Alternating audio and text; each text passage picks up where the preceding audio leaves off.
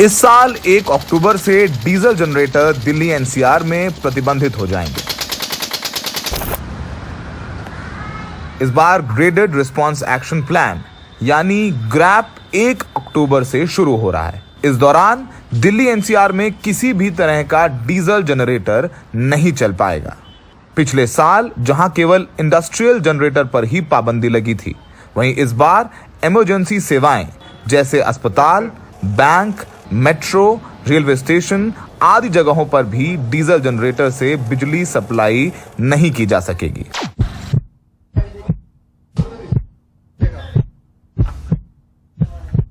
जो भी critical care services हैं, जो इमरजेंसी सेवा है। इस फैसले से दिल्ली एनसीआर के अस्पताल संचालक और डॉक्टर परेशान हो गए हैं।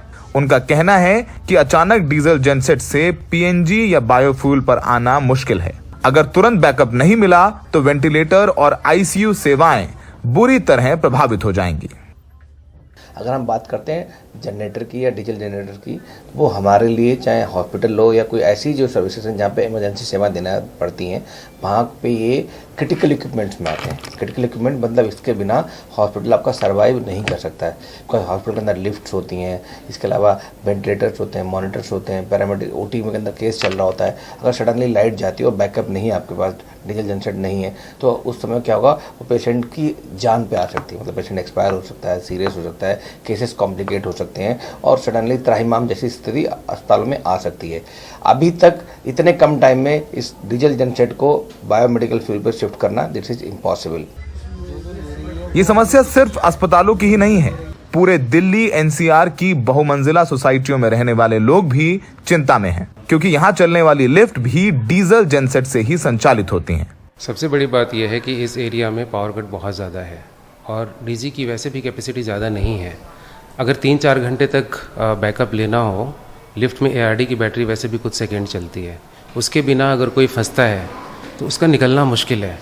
शायद फंस के पता नहीं क्या होगा उसके अंदर, मुझे नहीं पता। हमारी भी छोटी बच्ची है, अकेले आती है कभी कभी, तो मुझे पता भी नहीं चलेगा क्या हुआ। जैसे पायरेस्टीरियम हो सकता है 1 घंटे के बाद मुझे पता चले। उधर उद्योग संगठन भी चिंता में है।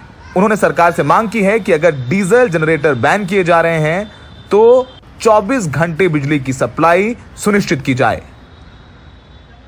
सोचिए कि आप लिफ्ट के अंदर अटक जाएं क्योंकि लाइट चली गई, डीजल जनसेट आप चला नहीं सकते 1 अक्टूबर से, तो क्या हो, आपका बच्चा फंस जाए। क्योंकि अब भी दिल्ली एनसीआर में ज़्यादातर जो लिफ्ट हैं वो बैकअप डीजल जनसेट से लेती हैं और हॉस्पिटल्स में भी ये एक बड़ी समस्या हो सकती है।